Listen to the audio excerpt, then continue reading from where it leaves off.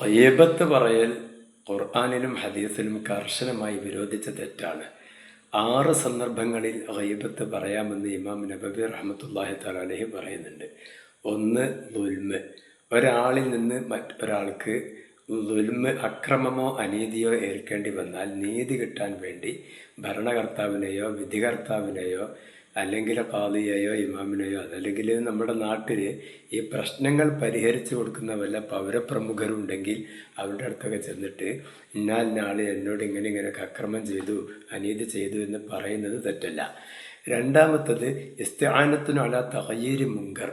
ഒരു തെറ്റ് തിരുത്താൻ വേണ്ടി, മാറ്റാൻ വേണ്ടിയിട്ട് മറ്റൊരാളെ സഹായം തേടുക. ഒരു സഹോദരൻ ഒരു തെറ്റ് ചെയ്യുന്നുണ്ട്, അയാളെ വേറൊരാൾ പറഞ്ഞ് ഉപദേശിക്കുകയാണെങ്കിൽ അയാൾ നന്നാകും എന്ന് പ്രതീക്ഷ ഉണ്ടെങ്കിൽ അയാളടുത്ത് പോയിട്ട് പറയാം, ഇന്ന ആൾ ഇനി തെറ്റൊക്കെ ചെയ്യുന്നുണ്ട്, നിങ്ങളൊന്ന് ഉപദേശിച്ച് നന്നാക്കണം കേട്ടോ എന്ന്. അപ്പോൾ അതൊരു തെറ്റായി വരില്ല എന്നാണ് ഇമാം നബവി റഹ്മത്തുള്ളാഹി തആല പഠിപ്പിക്കുന്നത്. മൂന്നാമത്തത് ഇസ്തിഫ്താ ആണ്. ഒരു മതവിധി തേടാൻ പോവുക. ഇപ്പോൾ ഒരു ഭാര്യ തൻ്റെ ഭർത്താവ് എന്തോ കാര്യങ്ങളൊക്കെ ചെയ്യുന്നുണ്ട്, ഓരോ പ്രവർത്തനം, അത് തെറ്റാണ് എന്നാണ് ഭാര്യൻ്റെ അഭിപ്രായം. പക്ഷേ ഇയാളത് തെറ്റല്ല എന്ന് പറയുന്നത് വാദിക്കുന്നത്. അപ്പോൾ അത് ശരിയാണോ തെറ്റാണോ എന്നറിയാൻ വേണ്ടി ഒരു പണ്ഡിതനെ സമീപിച്ച് തൻ്റെ ഭർത്താവ് ഇങ്ങനെയൊക്കെ പ്രവർത്തനങ്ങൾ ചെയ്യുന്നുണ്ട്, മതപരമായി അത് ശരിയാകുമോ ഉസ്താദേ എന്ന് ചോദിക്കുന്നത് തെറ്റല്ല. അപ്പോൾ അദ്ദേഹത്തെ കുറ്റം പറഞ്ഞു, ഗീബത്ത് പറഞ്ഞു എന്ന് പറയാവതല്ല. നാലാമത്തത് തഹ്ദീറുൽ മുസ്ലിമീൻ. മുസ്ലിമീങ്ങളെ ജാഗരൂകരാക്കലാണ് ലക്ഷ്യം. അങ്ങനെയാണെങ്കിലും കുഴപ്പമില്ല. അപ്പോൾ ഒരു നാട്ടിൽ ഒരു തട്ടിപ്പുകാരൻ ഇറങ്ങി ഷെയർ ബിസിനസ് അല്ലെങ്കിൽ ഓൺലൈൻ ബിസിനസ് അല്ലെങ്കിൽ വേറെന്തൊക്കെയോ പറഞ്ഞിട്ട് അങ്ങനെ ഓരോ തട്ടിപ്പ് പരിപാടികളുണ്ടല്ലോ. അത് ചിലപ്പോൾ തലപ്പത്ത് നിൽക്കുന്നത് പണ്ഡിത വേഷം ധരിച്ച ആൾക്കാരും ആയിരിക്കും. അങ്ങനെ ആകുമ്പോൾ സാധാരണക്കാർ പലരും അതിൽ പോയി പെട്ട ചരിത്രം നമ്മുടെ കേരളത്തിലുണ്ട്. അപ്പോൾ അങ്ങനെയൊക്കെ തട്ടിപ്പിലും വെട്ടിപ്പിലും ആളുകളെ അകപ്പെടുത്തുമെന്ന് ഒരാളെപ്പറ്റി നമുക്ക് ബോധ്യമുണ്ടെങ്കിൽ മുസ്ലിം ബഹുജനം അയാളുമായി അടുക്കാതിരിക്കാൻ അയാളുടെ ആ തട്ടിപ്പ് പ്രവർത്തനങ്ങൾ ബോധ്യപ്പെടുത്തി കൊടുക്കാവുന്നതാണ്.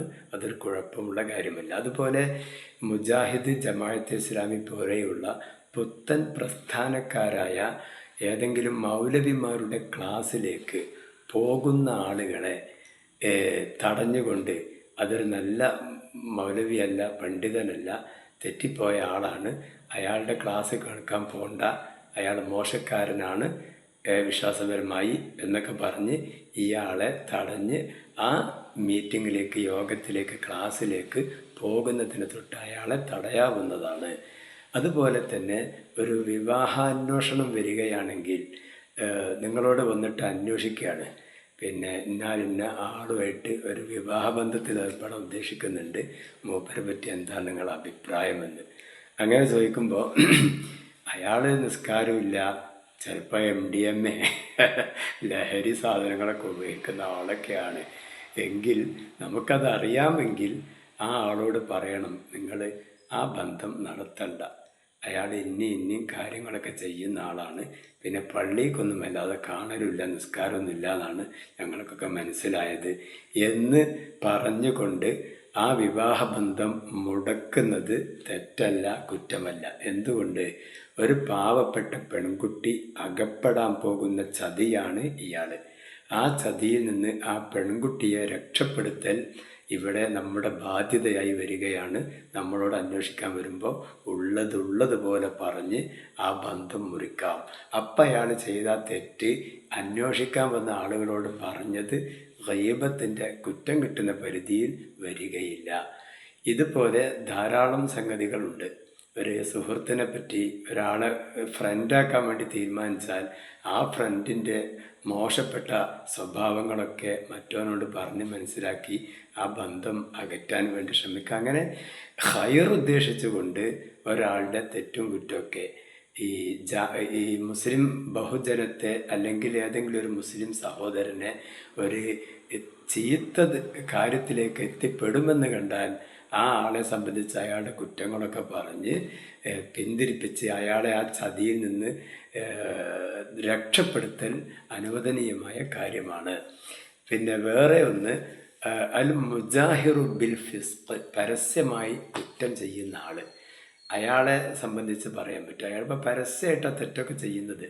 അപ്പോൾ അയാളോട് അയാൾ ഇങ്ങനെയൊക്കെ തെറ്റ് ചെയ്യുന്ന ആളാണെന്നും ഉളുപ്പില്ലാതെ ജനമധ്യത്തിൽ ചെയ്യുന്ന ആളാണെന്നും അയാൾക്ക് മദ്യഷാപ്പ് തുറന്നിട്ട് അയാൾ പരസ്യമായിട്ടെന്നും സിനിമാ ഹാൾ തുറന്നിട്ടുണ്ട് അയാൾ എന്നും അങ്ങനെ അയാൾ പരസ്യമായി എന്തൊക്കെ തെറ്റുകൾ ചെയ്യുന്നുണ്ടോ അതൊക്കെ ആളുകൾ അയാളോട് അടുക്കാതിരിക്കാൻ വേണ്ടിയും അയാളോട് അടുത്തിരിക്കുന്ന ആളുകൾ അയാളിൽ നിന്ന് പിന്തിരിഞ്ഞ് വരാൻ വേണ്ടിയും അയാളുടെ ചതികളിലും വഞ്ചനകളിലും അകപ്പെടാതിരിക്കാൻ വേണ്ടിയും അയാളുടെ കുറ്റകൃത്യങ്ങളിൽ മറ്റുള്ള ആളുകൾ പങ്കാളികൾ ആകുന്നതിനെ തൊട്ട് തടയാൻ വേണ്ടിയും ഒക്കെ അയാളുടെ തെറ്റ് പരസ്യമായി ചെയ്യുന്ന തെറ്റുകൾ മറ്റുള്ളവരോട് പറയുന്നത് ഒരു കുറ്റകരമായ കാര്യമല്ല.